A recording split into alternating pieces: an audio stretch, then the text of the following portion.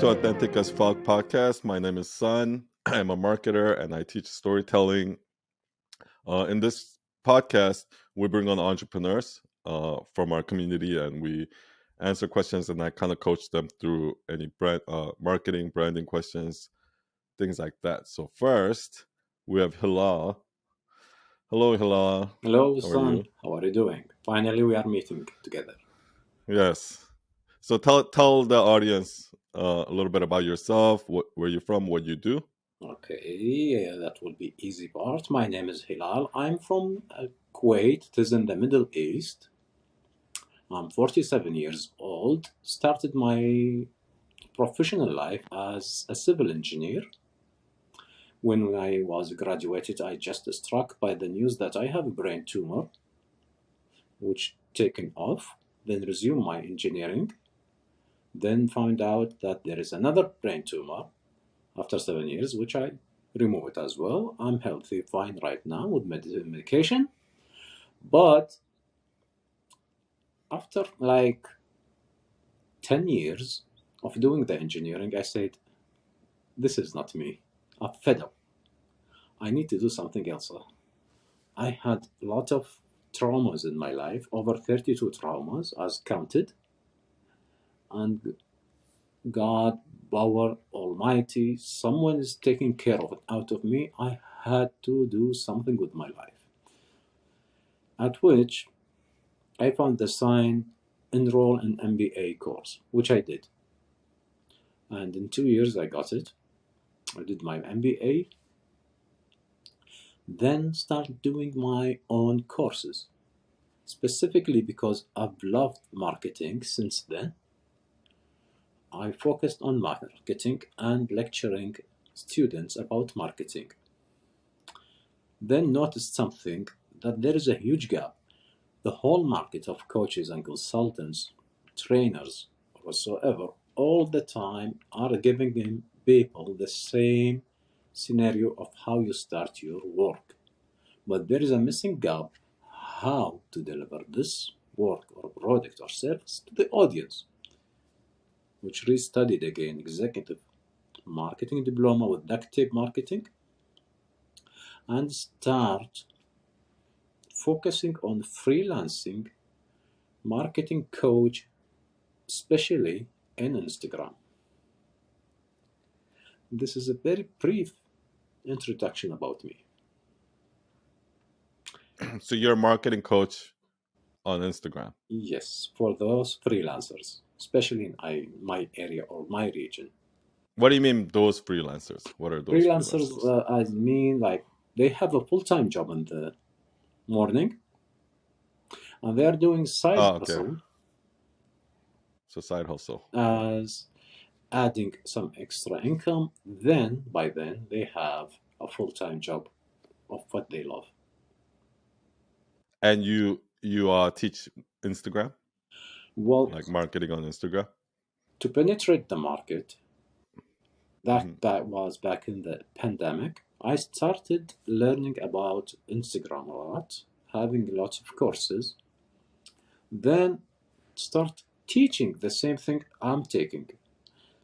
And since then, I've become, until this very day, people comes to me to teach them about Instagram, about putting the marketing principles of digital marketing principles inside Instagram. Still learning and still transfer whatever I get learned. It's the better way I see Got it to coach.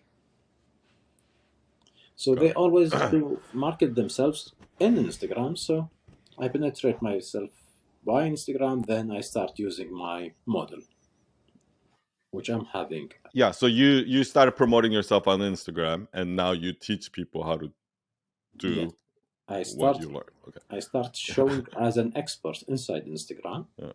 teaching people how to raise their engagement level. Free courses to us. Um.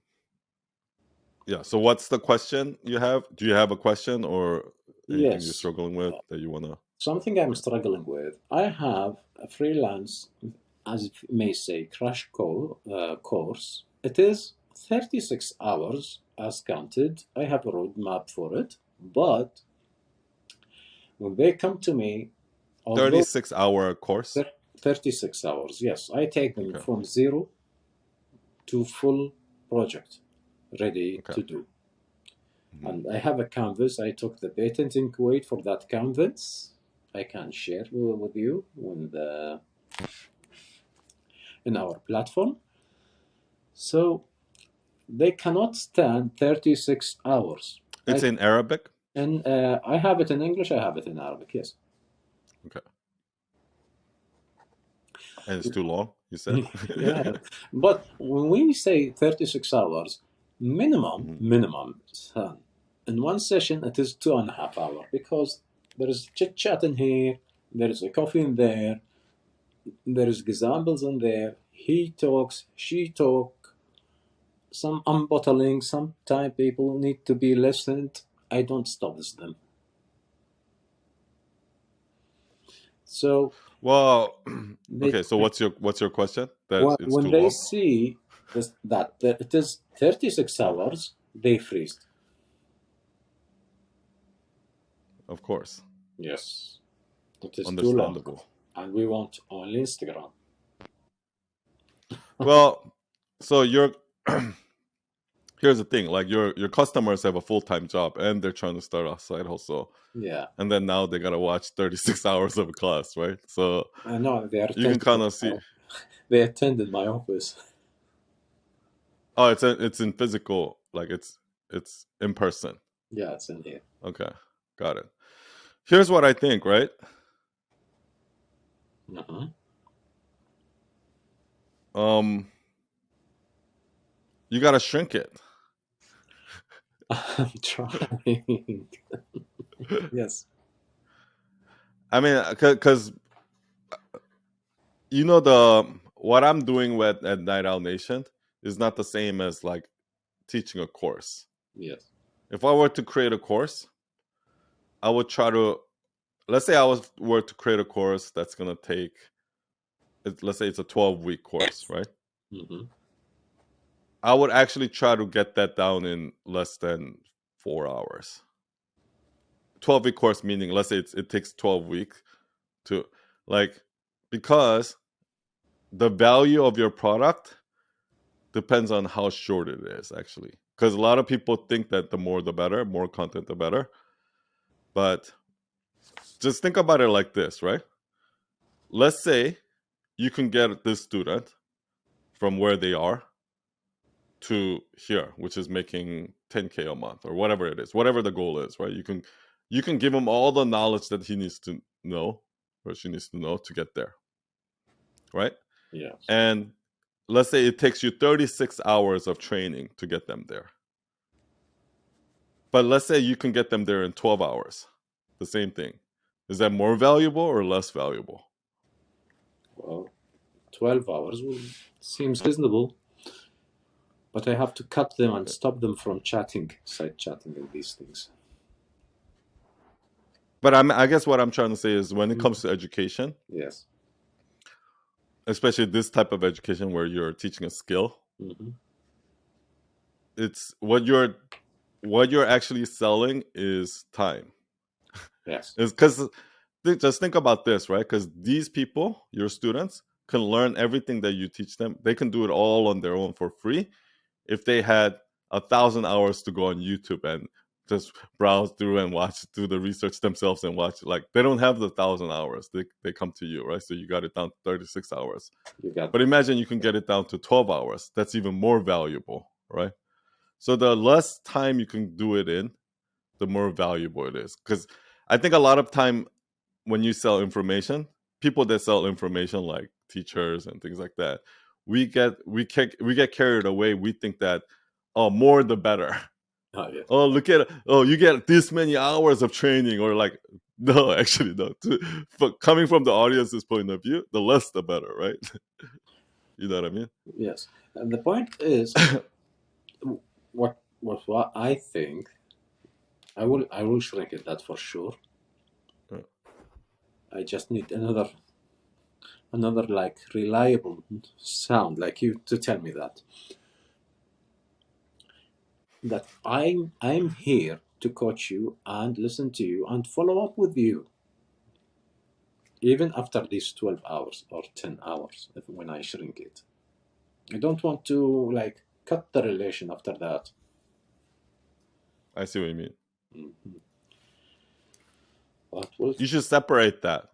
uh, You have to separate the teaching from the community and the Q&As and things like that, right? Because there are people who just wants to be in and out, just get the information and out, right?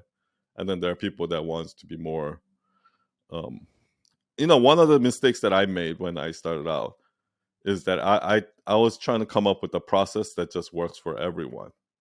But there is no such thing as everyone. Every client is different. Everybody yeah, wants different things. Like for example, like you know, in a logical mind, like if this client pays me this much, I should spend more time with them. If this client pays me less, I should spend less time with them, or something like that, right? But no, because some clients actually, to them, if I can, in the minimum time wasted, if I can just deliver the shortest amount of communication for them, they actually find that more valuable. Whereas there are some clients who really need their hand held and like need me to walk through every little and invest the time, and that client might be the one that's paying a little bit less, but they value that more. And so you have to treat every client differently, right? yes, So perfect. so that's kind of what we're actually learning at Night Owl Nation. Like we're starting to realize there's all different level of people and they require different things. So we need to set up processes that'll account for all of them, you know. Correct. So maybe what you So, can do is you can have lectures and then you can separate out the workshops. Do you know what I mean? So people who just wants the meat, the information, they can just attend the lectures and they don't have to come yes, to the workshops or something like that. Um, do you know what I mean? yes, I'm following you. I'm just writing. I Yeah, don't want to miss any. yeah. And then I guess you can have assignments, and then if somebody wants to put in more work, you can give them assignment Yeah, versus uh, I call them homeworks yeah, after yeah, every minute. yeah, exactly. Like you have to separate the teaching from the Mm-hmm. practicing because Uh-huh. Now we're talking. practicing they can practice 10 hours versus 100 hours. Obviously if they practice 100 hours they're going to be better, right? But you have to come up with a curriculum where even whether they have 10 hours to practice or 100 hours to practice, it works for both of them. Yes, Do you know what I mean? I'm following you. Yes. Well, I will announce it and it will shrink the time. Maybe I will do a package like you can have this straight away or this with follow up. Exactly. Yeah. I mean, Yeah, technically, the people who attend the workshops should probably pay more, right? of course, yes. But I'm sure you'll figure it out. It's one of those things that, like the thing I talked about on Sunday service this week is, for me, whenever I try to plan ahead, meaning try to solve a problem that doesn't exist yet, right? Future Yes, problems, like I need to create something new, right? Something like that. That thing almost always becomes useless, and I end up doing it a completely different way. Things always work better when I was just going back and fixing things, meaning, oh, I did it the wrong way, and I was like, oh, I realized that now that okay, I when we have too many people, it doesn't work. I need to get the number of people down or something like that. And then, oh, yes, now I realize that this doesn't work, so let's try this, right? So most of the process that we have that worked was a result of making mistakes correct. and then figuring out, okay, fixing it. So Eh, business is, a lot of people try to fix future problems when there's like plenty of current problems today, right? So what I always say is just keep fixing today's problem, and then new problem come up, fix that, new problem come up, and then eventually when you look back, you're gonna be like, holy shit, I've designed this beautiful process and methodology just by fixing fixing things. You know what I mean? Something like that. I will fix it right away, just after this meeting. Yeah, and that's what we're doing at Night Owl Nation. Like one Yes. perfect example of that would be like I try to implement this small group committee. So we have small group leaders, right? But we Yes. wanted to have one layer above that where each there's another small group leader who leads The small small group. group leaders, right? Yes. And I was like, oh, we need. I was like forecasting. I was like, oh, we're gonna need that, and I tried to set up that, and it didn't work out because like we didn't need it. Nobody had these small group leaders didn't have questions, and like it was enough that I was doing the small group. Like we weren't there yet. The problem didn't exist yet, and I tried to solve it even before the problem happened. So it didn't work out. But things that did work out are stuff like everybody who came in were overwhelmed because they had the same questions. So we fixed that by putting together an onboarding process where every new member every week we have a volunteer who does an onboarding call, right? Yeah. So every week, new members would join that call, and the volunteer will kind of walk them through how Night Owl Nation works and things like that, right? So we implemented that process to fix one problem, right? And then so what I realized is that whenever we're like identifying a problem and fixing it, that always works well. But whenever we try to put together a process to prevent future problems, that process almost never works because it's hard to know what the problems are going to be in the future until you get there. Do you know what I mean? Correct. Yes. I agree with you with that. You better fix our nation instead of looking forward. Cutting in Any small other pieces. questions? No, that's for me for now, because this is the only thing that I always get faced. We need the Instagram alone. I said no. You need the marketing for it, and I have to teach you this so you can implement this in here. Sometime I ended up they cut. They don't continue. I have just two clients who fully finished the 36 hours.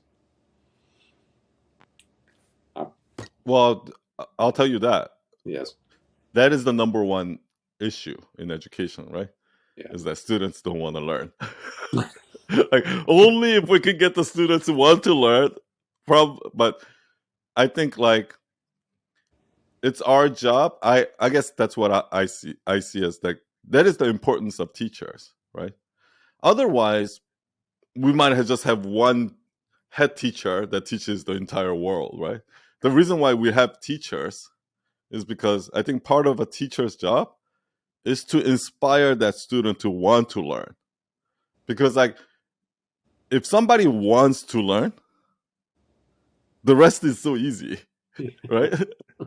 But the problem is that most people don't want to learn. They're like, I gotta go to this class, and I gotta post it, right? So that is the problem. So if we can somehow fix that, and I think the way we do it is as individual teachers, we have to continually inspire them and you know make them want to show up and want to learn this stuff and make it fun for them and interactive, engaging, all of that. Yeah. On the other hand, about inspiring, I don't Mhm. show a lot as a content in Instagram and the stories as you do or others do. I'm full-time job in the morning. I do this after work, and then I am a father of four. I have two elder sons and two in the house still learning, and they have exams as well. They don't want to study. I'm tired from. I cannot find time with the positive vibes to give good content. Well, first of all, Hmm. when I say inspire, I don't necessarily mean in just social media. Like that's one place you can do it. Hmm. But for example, I think one of the reasons why at Night Owl, my agency, like people grew so fast and they were so like we were able to like churn out talent is because we were able to create a environment that inspires learning that everybody that comes to this place they want to learn, right? Yes. So it's not just on social media, right? Like in your school, when students come to learn from you, in that room while they're there, you have to create an environment where they're like, I can't wait to come back next week, right? Like that type of environment. So that's kind of what I meant. But in terms of social media,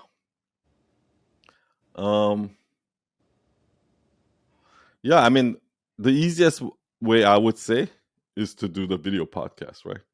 Where Yes. you just do the video podcast, take out little clips from the podcast, and then use that as content, right? And I did the master class yesterday with there's a website called Subtitles. I don't know if it's like subtitle but with a Z, and that will add the captions and like it'll add all of that, like all that stuff into the I video. don't know. They enhance Arabic. Oh, in Arabic? I No, don't know. that's another challenge That's a for me. great question. Yeah. Yes. Yeah. But yeah, I mean, in terms of content, what I would say is do what you can, right? But at the end of the day, Yeah, well, yes. this type of community, what we're doing, the type of work that we're doing, the way we're really gonna have to grow it is through our own communities. Meaning, let's say you have 10 students, right? Yeah. And these 10 students are just so blown away and you've like really added value. Those 10 students tells 10 students, and so on and so on and so on. And in the long run, this is how you have to grow. Because if you just grow with social media without this base, Oh, yes. what that falls just as quickly too. Will You know what I crumble mean? down. Correct. Yeah. So underneath it all, that's why I'm so focused on spending like at least 80% of my time on just delivering the most value in our community. Because I know that if I do that, that one member will bring two more members, and that member will bring two more members, and so on and so on and so on. And that's where the real success lies in the long run. And that's exponential. So, like for us, we might grow really slowly in the beginning. Let's say we get 1,000 members in the first year, but in the second year we might get 2,000. But in the third year, it's not gonna be like 3,000. It's gonna be like 10,000, and like because those kind of growth happens exponentially. Do you understand what I mean? Yes, correct. Yeah. Now, I have a million of thoughts I will have to change right away. Okay. No, I think you're doing good. Like you know what I do always, because I'm the type of person that gets overwhelmed easily and overthink and stuff like that. So I constantly, every single day, every hour, I need to ground myself and remind myself of my life philosophy, which is okay, I have a million things to do. I need to fix a million things and all of that. But my life is all about just doing what's in front of me right now and being fully present. Like, for example, right now, my whole purpose in life is to have fully present in this conversation with you, Hilal, and just,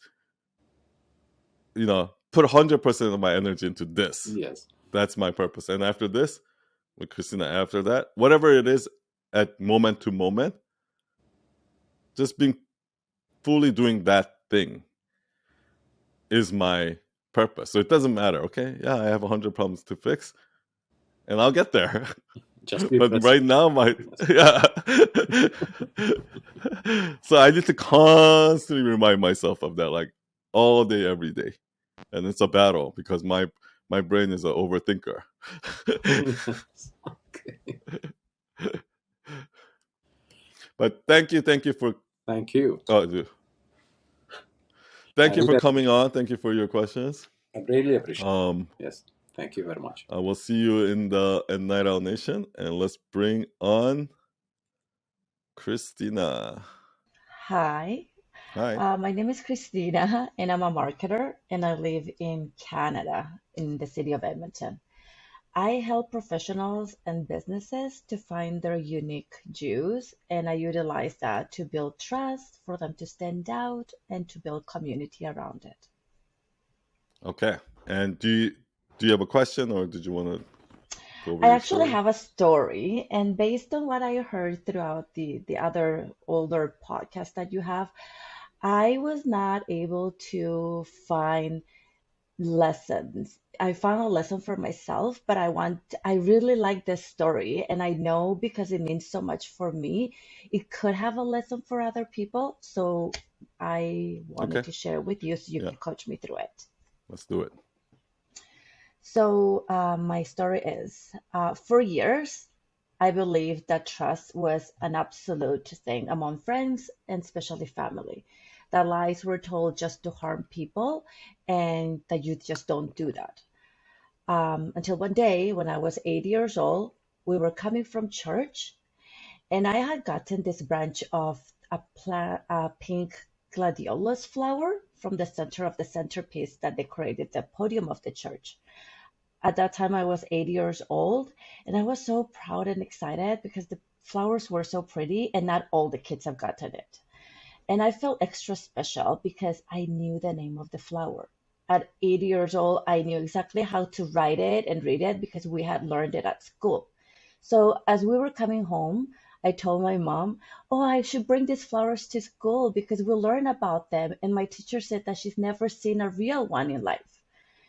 And my mom's reaction was not what I expected. She abruptly accused me, saying, "You're lying. Your teacher would have never said that. Don't make up stories just so you can take the flowers to school." That was shocking. I was embarrassed and very, very confused, and at the same time scared. I started doubting myself. I couldn't even remember if my teacher actually said that or I was really making it up like my mom said. Was this a lie? Was I lying? Was she just upset? Or why did I say things like that? So at that moment, as a little girl, I learned that trust is not something that just exists, even in between family members, and that it needed to be built. But I also started questioning, what did I do to lose that trust from my mom? So I started self-doubting a lot from that experience. And now I have a habit. I have two habits. I still trust people. I give myself the benefit of a doubt, and I still trust people 100% until they prove me wrong. But I also write down everything I say and I remember as a form of a journal so I don't forget what I said or what I heard, and that I don't have to, mortify myself by doubting. Okay. Um. So you still don't remember if No, I do remember. I remember our kids, we were learning about the GL syllable, and one of the so example you weren't was the lying. gladiolus. So we learned, and the teacher actually said, "This flower is very rare. I've never seen it in real life." So you were not So lying. I do remember. I wasn't lying. So what did you talk to your mom about that? No, because she was so upset. I was scared to No, tell like her. after. You Oh, s- when I was bigger, like yeah. older, I actually did tell her, and my mom said, "Oh, I didn't think that flower was so rare, so I thought you were lying so you could take the flowers to school." I did tell her And what did you later on, feel like I said, when she said that? why didn't you ask more questions? Why didn't she ask me more? Like, why would you just, asked her, why would you You just did you just ask that? accuse Ask her that? me? I did ask her, why And what did did she you just say? accuse me? And she said, "Oh, I don't remember." So for her, But you it, can kind of see from her perspective, right? Like imagine your kid came and told you, yeah, you're like, stop lying. Like it's not like you're yeah, overthinking it. yeah, yeah, yeah. Yeah. So I mean, it's so funny how like a completely non-traumatic event could cause trauma that could impact your life for so long, huh? This story is the one I used for your 5-day challenge. And when you told us to write the perspective, a different perspective of the story, that's exactly what I thought. My mom could have just said, "Oh, stop lying! Don't take the flower. It's gonna be such an annoying thing to take it to school." Yeah. Instead of explaining all that, she just told me like, "Stop lying." Yeah. But I made her the villain that gave Yeah. me trauma. Yeah. But for her, it was nothing. She doesn't even remember. Hmm. I think it also says something about you, because like when I first read that story, immediately my mind was like, oh, who cares? Like, who cares that she says is like, you know what I mean? Like I would dismiss it immediately, right? Like whether my mom said like that wouldn't hurt my feeling at all that my mom didn't believe Oh, me. You know okay. what I mean? Yeah. And if it did, I would just be like mad at her for like, why won't you believe me? Type of deal. Like, Yeah. I didn't get mad, you know. I think she got mad at me. I even gifted her the flowers. Like in the story it says that I took the yeah. flowers, put it in a vase, and I put it in a room like an apology for making her mad. But I couldn't dismiss it. Well, that also And goes. I think that shows you how much of a like how conscientious and uh, people pleaser. responsible you are, as opposed to like, because I feel like I'm the type of person that's like anti-authority. So I would actually like, be mad at her and sabotage her and like, I would try to prove her wrong or something like that, right? So it just goes to show you how like different natural personality will react to the same situation differently or something like that.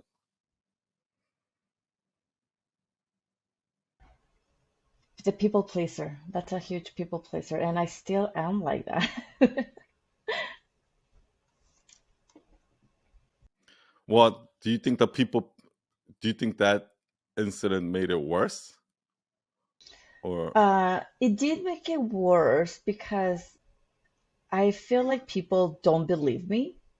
The first. So I over explain. I over explain a lot because I want people to believe me. And when I feel a little bit of disbelief or mistrust, I want to make it up. Like I not just over explaining, I feel like I owe them an apology. So if before if that we event? How were you with your mom? Were you the same way or I think I was similar to that. But that was a very traumatizing, very memorable moment where I learned, okay, what a lie could be, what the repercussions of saying a lie could be. I was only 8 years old. maybe because you've never lied before that? Well, maybe I did, Uh-huh. but I don't remember. Okay. But I wasn't lying. I was not lying at that I moment. know, I So know, I it's not know. that I didn't lie. I lied before. So yeah, I'm trying to understand your emotion. How did you feel at that moment when your mom is like, "Stop lying," right? Yeah, Like, is it I more felt like, hurt. but hurt in a And way like, why won't you understand me, or like being in a misunderstood way, or hurt in a way that, uh, like I hurt my mom's feeling because I lied, or something like that, or hurt in a way that, um, do you know what I mean? Like, yeah, I which think I was hurt because she accused me for lying and not trust me. Not just trust me. She should have just say, "Oh, okay, really." If she didn't want me to take the flowers, she could have said, "Don't take the flowers because A, B, and C." She didn't have to accuse me, and I felt that. Now that you're telling me this, I realize I don't like people accusing me for something I'm not without giving me a chance to prove it wrong, to prove them that it's not. but you didn't prove her. No, You just let it I go. didn't. I just, well, not at the moment. I think I still don't let it go. Well, after that, have you had those situations before, or after that you always try to prove them wrong if they're wrong. Mm, no, you know what I realized that is that when people say, "Oh, so and so is a liar," or "so and so is a thief," or "so and so is a Mhm, hypocrite," I don't like defining people like that because mhm. one incident could be misunderstood, and defining people by something Yes. that we don't even know if it's true or not, it's very, very unjust. It's wrong. So you give people like the benefit of the doubt. Yes. Yeah. And I became very trusty. And I think I do it more consciously. Even when I see a little red flags, I go, no, I have to trust them until they prove me wrong. Yeah, yeah, yeah. But back to that moment when you heard that from your mom. So at that moment, like everything in your body is telling you, like, no, I need to fight back because I'm right and she's wrong, or no, No, I didn't have that. even I though was you knew just you were sad. right. Yeah, it just made me sad, made me very sad and very confused. It just made me so sad that I And started doubting myself. have you had that kind of situation later on in life where somebody didn't believe you and you couldn't do anything about it, or you didn't do anything about it, Yeah, and it made you feel that way again, sad? yeah, yeah. And Like how? when I Give me an express example. this to people, they will say, don't worry, time will tell. Hmm. You don't have to always prove your point or tell them what the real, your side of the story. Hmm. Time will tell. Like, can you give me an example of a time? For example, um, with a relationship with one person, this person was very deceiving in many ways, and I wanted to tell people like Hmm. this is what I'm going through. He's deceiving. He's a liar. He doesn't, you know, he doesn't keep his words. He's Hmm. hurting people, and I couldn't because he will present himself as such a perfect, honest, genuine person. And years went by, and then when my relationship ended, uh, 2 years later, 3 years later, I had people coming and saying, "Hey, Christina, we understand now why you broke this relationship. Yeah, yeah. Okay, Now got we it. we now see his colors." And for that year, I will eat myself up, right? Every night saying, "Oh my Hmm. God, how do I say this without sounding like conflicted or emotional or almost crazy about it?" Hmm. People don't care. But with time, and I learned that, yeah, through time, and like you said, people might not even care. I wonder how many people, um, as a child, because children get dismissed all the time. Ah, like stop lying or whatever it is, right? I wonder how many people like um have the experience that you had as a child when a parent, for lack of better word, is gaslighting their children. It's like stop lying, whatever it is, and then that stays with them because like when a parent does that, when your mom or dad does that to you, right? When you know something is true and they're like stop lying, or they're like don't make a big deal out of it, or whatever it is, right? And in a dismissive way, it almost feels like a betrayal, right? Yes, Because it's the person that you're supposed to trust the most, your yes, parent, doing that to you. So I wonder how many people have that kind of experience from something so small like that, and have have a traumatic experience from it, have trauma from it, and as an adult,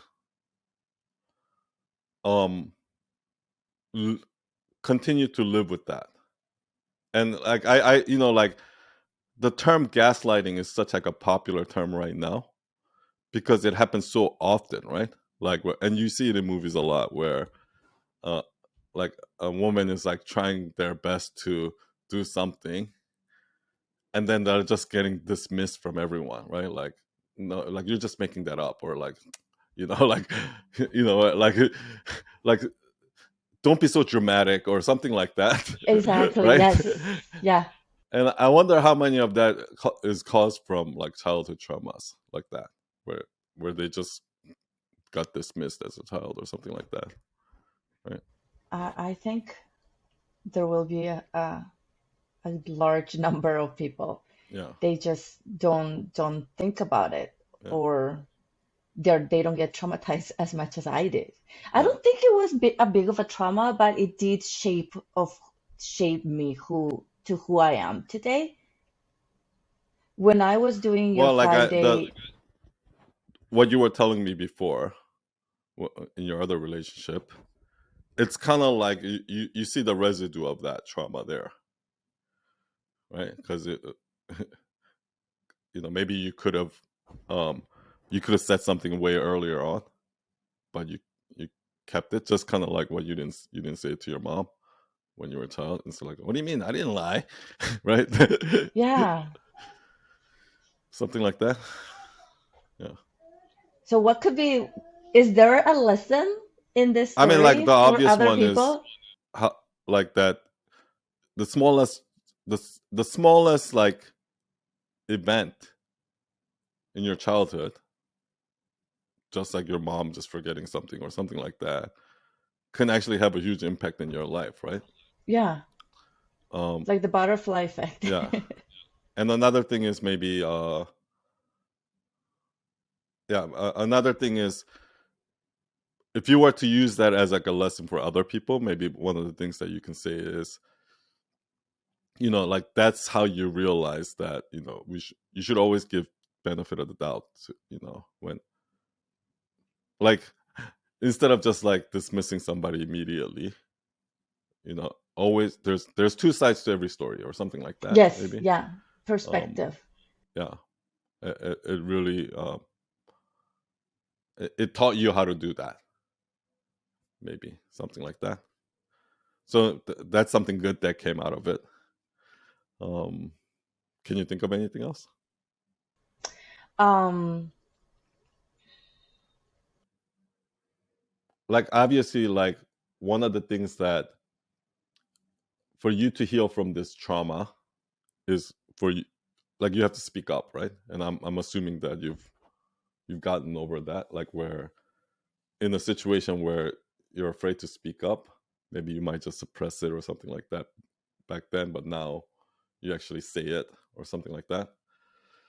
um the yeah, other lesson that I thought is that people don't think too much. Like you said, I overthink. You could overthink what people think of you, but that yeah, person was just that's true. Yeah, gaslighting, right? yeah. That person didn't even think about Maybe that's a any of, lesson you learn in the future when you ask your mom. yeah, She didn't even remember yeah. it. That's what I thought. She doesn't think so much about me the way I think about Yeah, myself, right? And like you're the people, center of your universe. Yeah. yeah, people think that, oh, when I say this, when I do this, people are gonna react to this and they're gonna judge me. But people don't think that much. They just Let me dismiss ask you you. this: changing that? When did you start changing that part where you went from this person that just suppresses it and don't speak up, even though you might know it's true or something like that, right? Not too long ago, about 3 years ago, And how did that transformation happen? it was with me giving myself a break from my relationship with my mom. I asked my mom I What? need some, yeah, I Well, tell me that story. stopped. Okay, that story is very long. So Give me I the was a short Jehovah's cliff Witness. notes. Okay. Yeah. I was a Jehovah's Witness. I grew up as a Jehovah's Witness with my mom and myself, my family being very into the religion. Like that was our life. And then I started questioning a lot of things. I started seeing people not being actually what they preach, and I wanted to leave. But there was the religious indoctrination that shaped my thinking, my person, my goals in life. And then there was my mom. So I had two authority, the religion, the organization, and my mom. And I started doing things that um, I wasn't allowed to do, like separating from my husband, raising my kids on my own terms, um, and then wanting to leave the religion. and all that was not acceptable by religion nor by my mom. But I did it. I did, and that was the transformation for me. The minute I decided, okay, I'm going to leave the religion, I'm going to leave everybody in the religion, the entire community, my world as I knew it, even my mom. So I told my mom, I need some time. I won't be talking to you. And that was a very hard thing to do because my mom was very sick. My mom was in her deathbed. She passed last year. So when I made that decision, she died almost about a year after. But for that time, for about 6 months, I had zero contact with her. Mm. I had to, um, yeah, I had to cut ties for a bit to be able to reshape my mindset, reshape who I am, figure out who I am because I wasn't. Okay. I couldn't. I had to completely, when that little caterpillar goes Yeah. into the cocoon, I did that. Well, you And I'm had to still, separate yourself from the environment. yes. So I made myself a Yeah. cocoon and I went in there But and that's, that's I all think, I did. that's a pretty typical thing that happens when somebody leaves like a strong, like religious community or something like that. Yeah. They have But the sad part they it have to was go that it through that. was my mom Yeah. because when I got out of the cocoon, Mhm. my mom wasn't herself 100%. Mm-mm. She Also, didn't have the you couldn't energy. like reconcile. Yes, Yeah. she didn't have the 100% of her energy of the judgmental authoritarian mom anymore. She was more okay, okay. And it wasn't her. I was almost ready to fight everything I didn't fight for the last Well, that 30 years. and how did you feel about that? I feel a little sad but freeing. It's very sad and it's hard to accept, but That that I was a think that very is a freeing moment.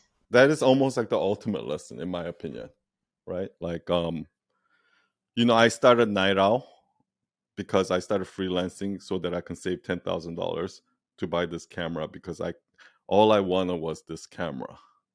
And then I went through this adventure of building Night Owl. And then when I got to the point where I can buy 100 of those cameras, I didn't even care anymore, right? And it's almost similar in a way that once you've actually healed yourself and you got over all of that, the one approval that you wanted, like it didn't even really matter. Like you were just happy with yourself to a point where you didn't need your mom to be like, so it didn't Yeah, even I matter. didn't have to. Yeah. Yeah, when I started asking her and say, "Mom, did you actually know You know that?" how I know that? You know how I know that you felt that way is because I went through the same thing with my dad, where I felt like my whole life I tried to prove him wrong, or I tried to prove to him myself, and then it got to a point where I didn't even care anymore. That now that I'm at a point I can prove to him, I actually didn't care. Do you know what I mean? Something like that. It's Yeah. freeing. Yeah. Here's how you tell your story. Okay, so that Okay. that part is, I think there's something really good there. That that story with your mom and towards the end, like how you kind of detach yourself from the environment. But here's the thing. Here's how a clear lesson story that I saw. And I don't know if your clients or your audience will be struggling with this, but one of the things that's happening with a lot of people when they're stuck in that loop, right? Where I need to do this, I need to quit my job, and blah, blah, blah. I need to leave my husband, but I need to do like whatever it is that they're stuck in this loop, right? And when you're in that loop, you can't see that you're even all the things that you're In the doing loop. wrong, Yeah. right? So, for example, when I was young, I got this flower, blah blah blah, and this happened. And I told my mom, and my mom was just like, "Stop lying," right? And at that moment, I just accepted. Even though in my heart I knew that I wasn't lying, I just accepted it, and my entire life I've been indoctrinated with this thing. It's like that's just the way it is. It doesn't matter whether I believe it is true or not. if my mom says it's true, it's true. Mm-hmm. If the church says it's true, it's true. It's true. Yeah, And I've lived exactly. my entire life like that. And that's like a backstory of an example Mm, of how okay. indoctrinated you were, Mm-hmm. right? And then fast forward, after going through this relationship where I basically went through the same experience of that gaslighting, right? Like, it's no big deal. Oh, this something is wrong. I know in my heart something is wrong with this relationship, but it's no big deal. Oh, mom says it's no big deal. Okay. And then you keep going, and finally what you had to do is you had to actually detach yourself from that environment completely, to a point where you have to like even shut off your mom Yeah. so that you could think clearly. And a lot of times, like when you're stuck in a loop like that, you need something drastic like that, right? You need complete detachment. You need something like COVID to come around and wake you up, or you need to get fired, or you need to, you need a breakup, or you need something to shake you out of that thing. And maybe that's the lesson here, or something like that. Yeah. And I it's mean, not that's so how I see bad. your life.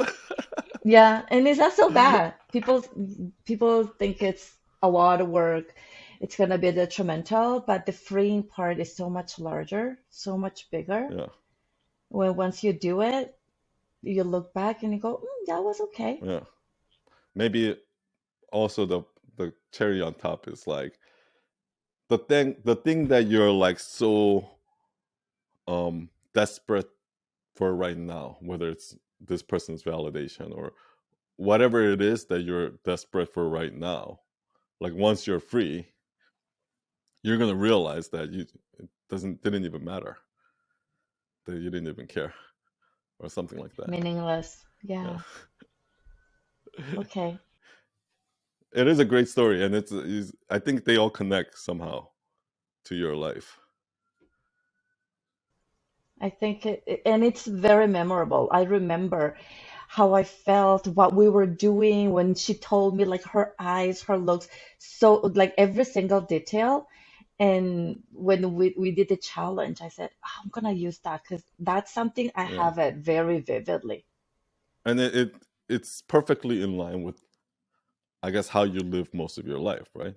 Like kind of just assuming the way it is, because that's the way it's always been done, or that's what they say it is. So and it makes perfect sense with kind of like when you're helping your clients find authenticity. It's like that's what's happening to them, right?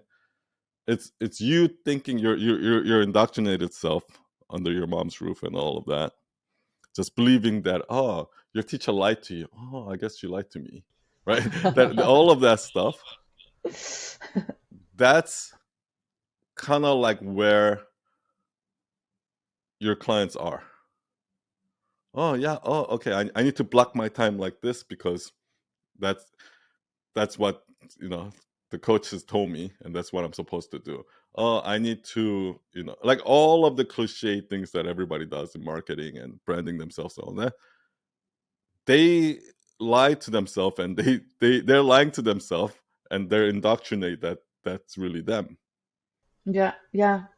They believe to be who other people say they are. Yeah, just And like how they, you are yeah, for yeah, how many years of your life, how many decades of your life, right? yeah, yeah. And that changed in my profession too. Before I would do marketing, and I always did marketing after studying and graduating from it. Yeah, But now, ever since I came from that cocoon and I realized, okay, I have stuff that I have been repressing that is so different from others. I could use that. Then I started seeing that in other people. Like everybody hmm would have a story like me. Let's, and it's not so hard to take it out. yeah. And that's what I want to do. That's what I I think like doing. it fits perfectly, like, you know because you went through that experience of like finding your true self after Mm. being brainwashed to think that this was me my whole time, Jehovah's Witness, goody two shoe, blah blah blah blah. And then and everybody else is in that same boat, and you can use yourself as an example of how I didn't know myself, like, you can dig into your story to figure out who the real you is. Okay. Eh. Thank you. Yay. We got there. Yeah, we got We there. took the Now long there is a way. lesson I can share. We took the scenic route, but we got there. Yeah. Awesome. Thank you. Always great to see you, Cristina. Thank you so much for sharing your Thank story. you. Thank you, everyone, for coming. And I will see you guys next week. This new format, what I'm going to do is I'm going to try to do more coaching and answer questions rather than just storytelling. So if you're a member of Night Owl Nation and you want to get coached by me, definitely go to apply. And I'll see you guys next week. Cheers.